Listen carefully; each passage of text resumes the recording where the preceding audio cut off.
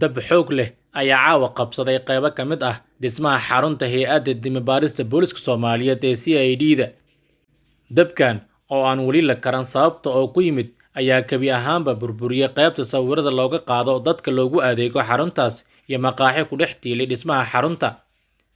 Sida ay noo xaqiijinayaan shaqaale ka tirsan xarunta dimi-baarista booliska Soomaaliyeed ee CID-da, waxaa kabi ahaanba basbeelay labadii dhisme ee footada iyo maqaaxidii ku dhex tiilay xarunta kadib markii la waayay meel loo marsiiyo gaadiidka debdemiska.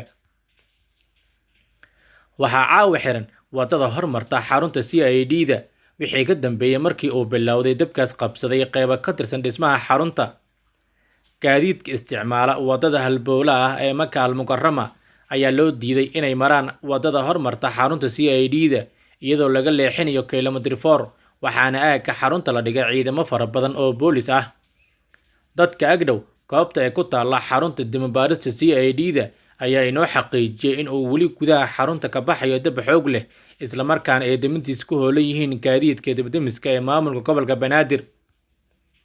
Taliska ciidanka booliska Soomaaliyeed oo ay hoos tagta xaruntan ayaan weli ka hadlin arrintan, waxaana jira shaki badan oo durba laga muujinayo waxyaabaha sababay dabkaas.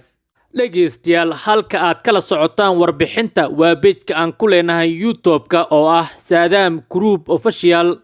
Dhegeystay, haddii aadan ka mid ahayn asxaabta ku xiran page-ka aan ku leenahay YouTube-ka, fadlan nagu soo biir oo taabo subscribe kadibna kambaleelka furo si aad u hesho warbixin kasta oo aan soo gelino.